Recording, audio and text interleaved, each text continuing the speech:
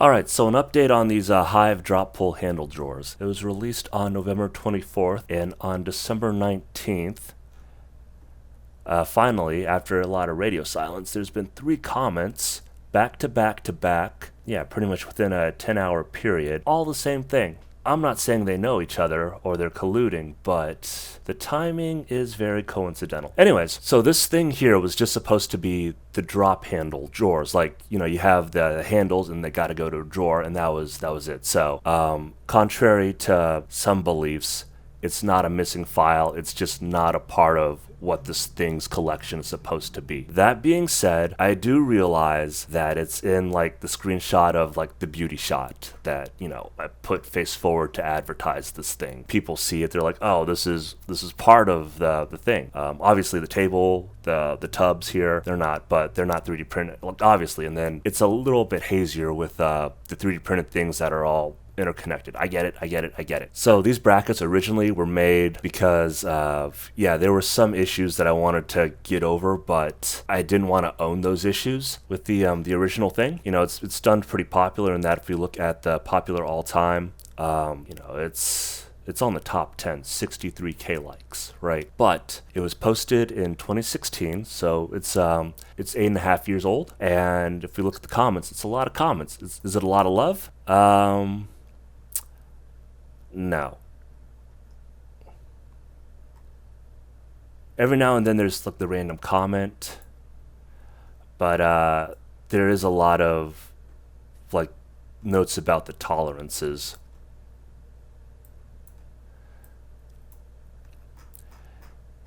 And there's questions about printing, I think, but I don't know. It's kind of weird in that, you have to scale parts of it after you've downloaded it, but also I think the resolution is the height, which usually it's 0.2 is the common, like speedy and default speed. Yeah, the fact that you have to tweak with print settings. For the most common, like unexotic things, you take the model, you put it in the slicer, you use your default settings that, they say is the best recommended that everyone uses, and you print it out and you expect it to interlock. But just the way these slots are, it's very sensitive to tolerance changes within 3D prints. I imagine that's why there's a different design here as the next iteration. Yeah, this isn't the HIVE, but you see like the slots, it's not a bunch of small grooves, it's like a larger one now, it's just a single one per side. That definitely fixes a lot of things. Anyways, in the instructions, I say that you can use any type of cabinet you want, but for example, in this picture, I just use the original. There's just so many nuances that go into that I can't like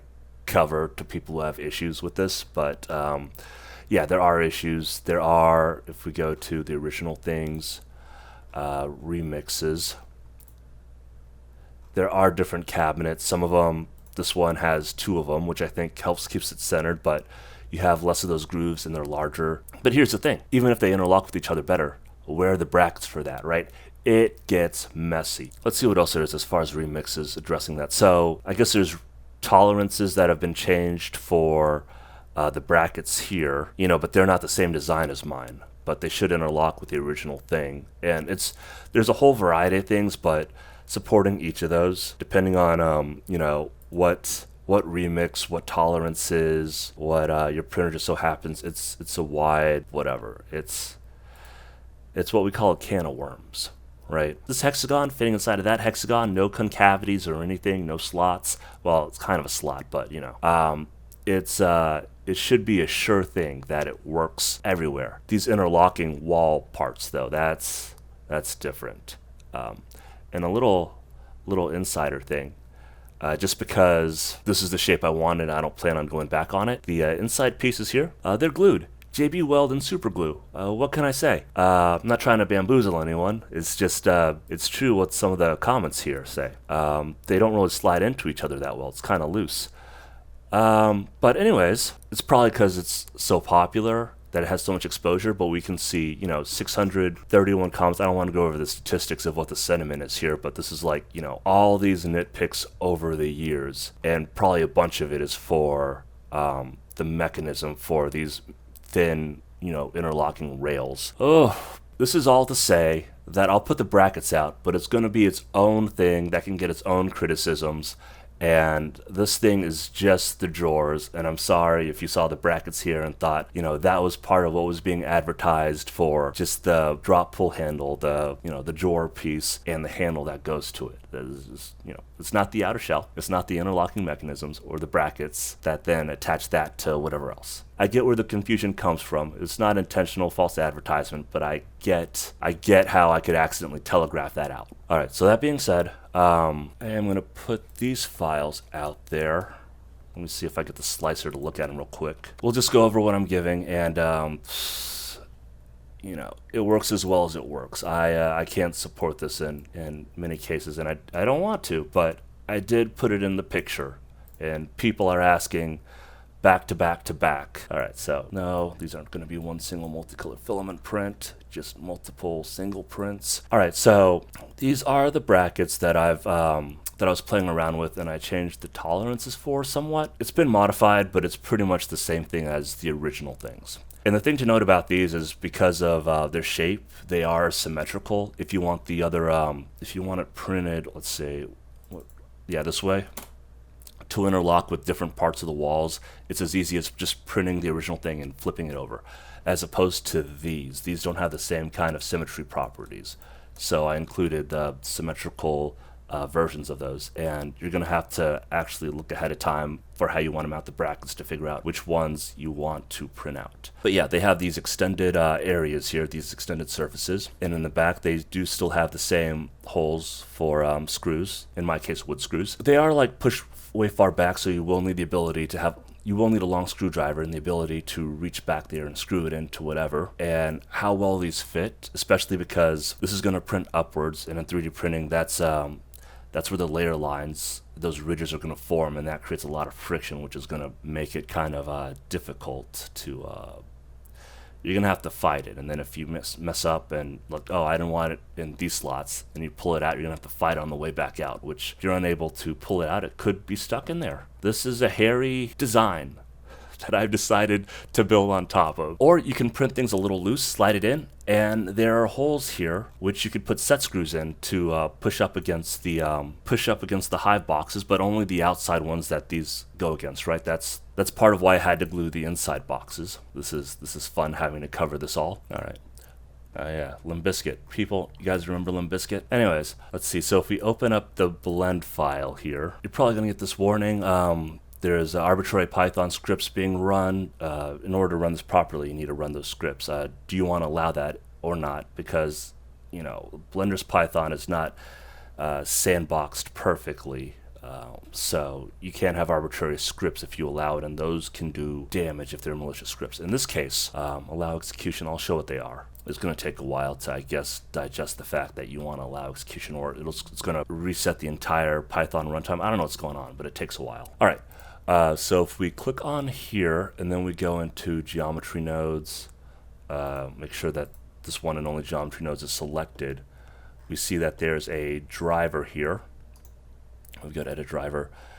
We see that this is just a scripted expression, and it's just it's getting the value from a model's shape keys. So like one of, come on now, it was taking a while. This is also a slow, one of those slow Blender projects that tries to be parametric, but then, has to auto recalculate the geometry way too many times. Yeah, but so it's like one of these shape keys. It's so we can reference from the shape key instead of putting it into some other place, and then the shape key and this other driver have to reference, that disconnected value wherever it lives. Anyways, so there's this object here that's just for reference. That's like the original, and then these are these two remakes here, and you see that they have shape keys, and that's to parameterize it in case you want to try to play with the tolerances. And then the same thing for these two here. So there's there's an outside and an inside version of these brackets, and for these longer ones. And if you need the other mirrored ones, just export it and then do that in the slicer. It's way easier than trying to mirror it in the actual 3D modeling application in this parametric form. Yeah, if I select this, I have the basis, don't worry about that. Male expand, that's going to be the expansion for these pegs going out. Female expand, that's going to be expansion for these pegs going in. And these are going to be in millimeters. And so we see that the male expands being pulled in a bit, the female expands being pulled out. So that's going to make, let's say if, that's that and that's that. Male expand, it is going to a negative value is going to pull it inward, so it's going to be smaller, and the female expand is going to be bigger, so that's going to add more tolerance and make it not as tight. So if you see what the original was, male expand 0, the male part should go outwards a bit, and we'll do it more drastically to make it more obvious. Yeah. Female expand, let's set that to 0, and we can make it even smaller, really tight. So that controls that. So if you want to try to make one hole or one peg bigger or smaller, you can adjust that and then go to File, Export, STL, Select. Oh, make sure to have just that selected, selection only, and save that out, and then check how those tolerances do. The same for these guys here. It's got some geometry nodes to drive it.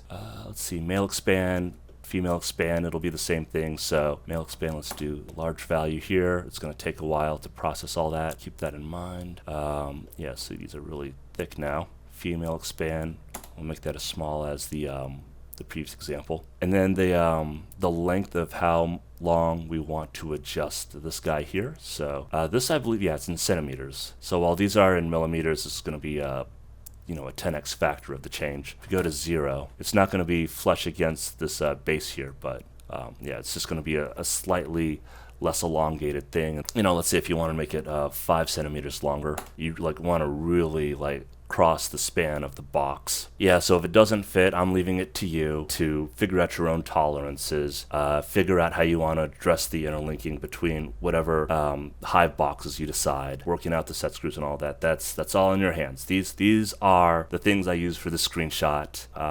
There are adjustments for them, but you may have to play with them. And yeah, there's a few can of worms in this thing where if you're not familiar with tolerances and 3D printings, and your 3D printer is not as predictable as the person who released their designs, it's a whole bunch of different variables that I can't fully account for to make sure that everyone has the best experience. But putting out what I can.